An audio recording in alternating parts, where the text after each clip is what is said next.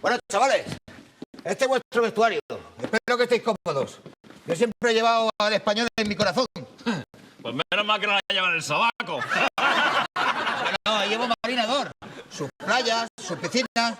Venga, todo vuestro. Yo me voy que tengo a mi Osasuna calentando. Ahí os dejo. Venga, y mucha suerte, para que veáis que yo siempre he sido muy periquito. Vale, vale. Venga, muchachos. Vamos a repasar la táctica para intentar que parezca que comenzamos a empezar el inicio del arranque del principio de la salida del pozo. ¿Entendés? Es muy sencillo. Miren mi libreta de tácticas.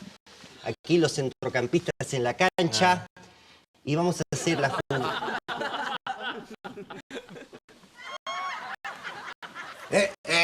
Si os hace falta alguna cosa, ¿no? Bueno, yo me voy, ¿eh? Venga, adiós. ¿Es posible? Qué pelotudo. Vamos, vamos. Si jugamos por las bandas, no se va a notar nuestro punto flaco, ya que el mediocentro del equipo contrario es... ¿Qué? ¿Pescando truchas? Sí, pero hoy no pican. Quizá otro día igual sí, ¿no? Pero bueno, vete a regar el campo con los sobacos, hombre. Tiene mucho español en el corazón, pero meter doblar. ¡Mira! ¡Pacheta en la grada! ¡No me jodas! ¡Pacheta! ¡Pacheta!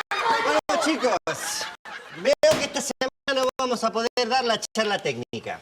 Así que vamos a perder y ya empezaremos la racha de victoria la semana que viene, ¿vale? ¡Vale! Acá.